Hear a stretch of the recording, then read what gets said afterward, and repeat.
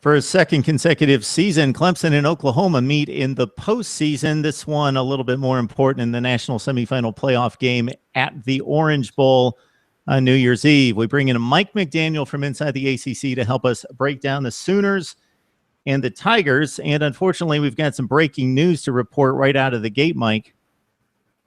Yeah, so Clemson has suspended tight end Deon Cain as well as a reserve tight end J.J. McCullough and a reserve kicker as well. And the three players are now going home because they failed a drug test, so they will not be participating in the Orange Bowl.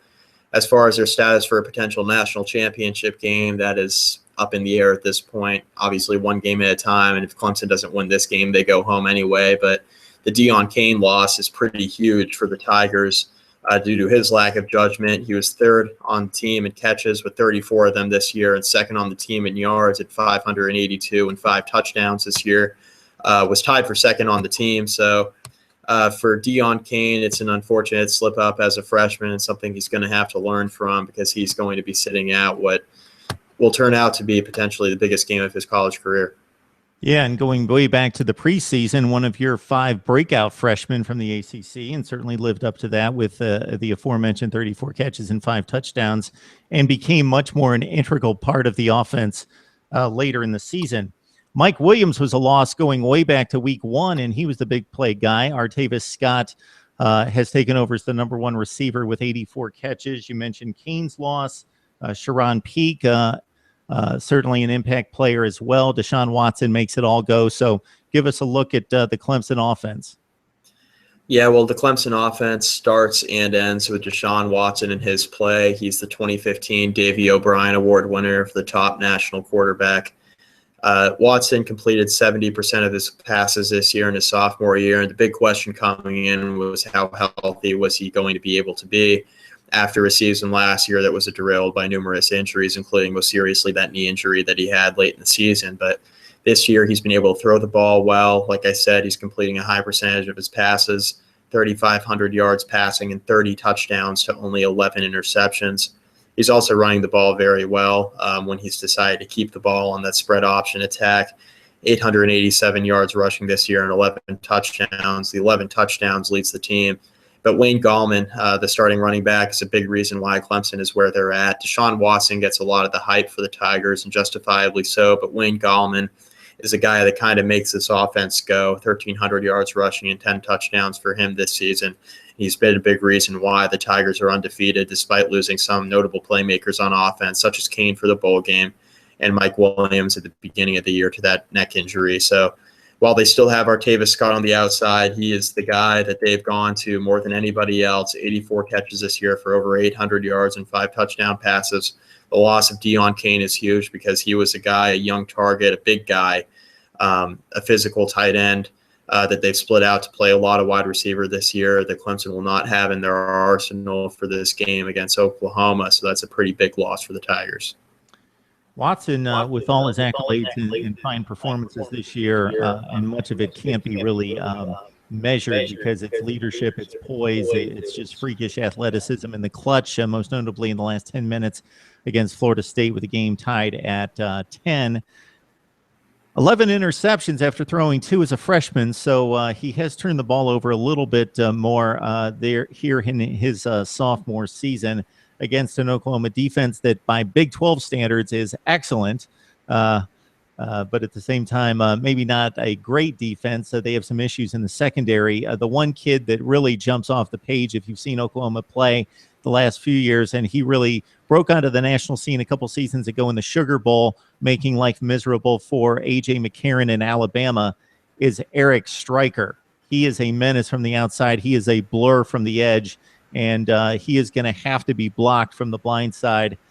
Charles Tapper's a kid for the Oklahoma Sooners with 10 tackles for loss. That's really a run stuffer and also pushes the pocket in the quarterback's face. So this Oklahoma defense is much improved from last season, and when Cole Stout really had his way in scoring 40 points on this team this time last year in the postseason. Yeah, I mean, Oklahoma's defense is going to be paramount to this football game.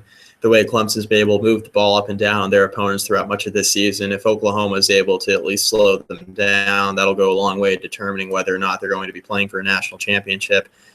Baker Mayfield offensively, and that offense will be fine, and we'll get into them in a second. But Oklahoma's defense, by Big 12 standards, like you said, is very good, considering the other defenses in the conference that have struggled throughout most of the season and as well as last season. But Oklahoma's defense has been very good, and their offense makes them a very complete team, and one that Clemson's going to have their hands full with come the game on Thursday. Yeah, if you look at the Oklahoma secondary, that seems to be the Achilles heel for this team, and the one place where Clemson, and now it's minus Deion Kane, appears to be vulnerable, and where the Tigers could take advantage despite Oklahoma's ability to steal the football in the secondary. Zach Sanchez with 6 interceptions, and Jordan Thomas also with 5 picks for the OU Sooners. Oklahoma, known for having one of the better linebacking cores in college football. Dominique Alexander leads them with 91 tackles, 5 for loss, and also Frank Shannon, a top linebacker as well for them. We'll flip to the other side of the football. You brought up Baker Mayfield. Like Watson, he accounted for 42 touchdowns, but unlike Watson, we did not expect this kind of production from Baker Mayfield at the outset of the season, but he really took charge of this team. Yeah, Mayfield coming in as a transfer. Trevor Knight had taken a majority of the snaps the last couple seasons, but when Baker Mayfield came in and won the starting job, he took it with a vengeance. Very similar statistics to Watson as far as completion percentage is concerned. Mayfield's completed 68.6% of his passes this year, 3,300 yards passing, 35 touchdowns to 5 interceptions is what jumps out at me, while throwing the ball at a clip where it's 9.5 yards per attempt. So he's still pushing the ball down the field at the same time. He's taking care of the football. The touchdown interception ratio is very impressive to me. Receiving, obviously Sterling Shepard. He's been a great player for them for a couple of years now for Oklahoma, 1,200 yards receiving this year and 11 touchdowns. He's the go-to guy in the offense, but they have a majority of targets go through him, but they have a lot of guys there from D.D. Westbrook to Deron Neal on down the list. They have a lot of guys that can contribute on the outside, and you can't forget about Samaje Perine, who had such a great year 1 year ago, and then he comes in this year, 1,200 yards, almost 1,300 yards rushing with 15 touchdowns. So Oklahoma's offense is kind of what makes this whole operation go, and if they can push the ball down the field on Clemson and put up a lot of points, it takes a little bit more pressure off of the Oklahoma defense. Yeah, Mayfield has stolen the spotlight, and rightfully so. Again, a very spirited leader who has produced off the charts. Sterling Shepard's a guy that they like to line up all over the place, wide in the slot as an H-back, do anything that they possibly can to get him the football. And I would think that Mackenzie Alexander is going to draw that assignment. And regardless of where Shepard goes, Mackenzie Alexander, as being one of the best cover corners in college football, is going to have to try to limit him in space and let other guys beat Clemson. Yeah, and I think Clemson's defense, you look at them, they're 7th nationally in total defense, and Mackenzie Alexander is a big reason why the Tigers have been so successful against the pass this year. He is one of the best cover corners in all of college football. I think precisely, what they'll have to do is precisely what you said, kind of try to take Sterling Shepard out of the game as best they can. I mean, obviously he's a guy that's going to get his touches and he's going to be productive with the football in his hands, but Mackenzie Alexander can lock him down and the Tigers can force other receivers on Oklahoma to beat them. I think that'll go a long way in determining whether or not Clemson wins the football game, as well as being able to stop the run, which Clemson's rushing defense this year has been pretty solid, but Samaje Perine is not an easy assignment. So I think Oklahoma, they have weapons all over the field, and they're going to be pretty difficult to stop. If I see some advantages in this game, and I see them very slight advantages because I think this is an evenly matched game, is that I think that Clemson pass rush could really get to Baker Mayfield. The Oklahoma offensive line, by all accounts, from what I'm gathering, is good, but not elite. And with the likes of Shaq Lawson with 22.5 tackles for loss and 9.5 sacks, one of the big game changers at the defensive end position in college football. Kevin Dodd's a playmaker. That Clemson front seven is serious, and I think they could really get after Baker Mayfield. What could keep them in their spots and keep things honest is what you just mentioned, Samaje Perine in the Oklahoma rush game, and we can't forget Joe Mixon, who's kind of the change of pace back who, even though P. Ryan is no slow dude, he's basically the power back. And it's Joe Mixon, who is the guy that is just blazing fast and comes out as a 5-star recruit who ran for almost 800 yards and 7 touchdowns and almost 7 yards per crack. And then he comes out of the backfield and caught 25 passes. So for me, it's, can Clemson rush the passer, and can Oklahoma contain that pass rush and protect Baker Mayfield? And can Clemson stop the running game of Oklahoma that's probably going to give Mayfield some time in keeping the Clemson defense honest? When Clemson is the football, I really have little doubt that they're going to score at a certain level. But I'm more interested in seeing the Oklahoma offense against this Clemson defense and see how things shake out on that side. Yeah, I'm going to have to agree with you there, because I think with Clemson, what you're going to know is that Deshaun Watson is going to help the Tigers put points on the board. But I think what we can argue now, especially with Mike Williams out of the game for Clemson, he's been out for most of the season with that neck injury.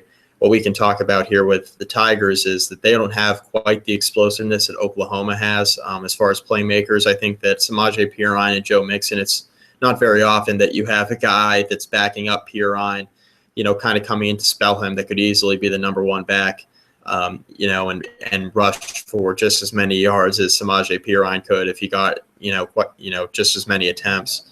So I think the big storyline is just what you said. Can Oklahoma contain the Clemson pass rush, and can Clemson stop the run?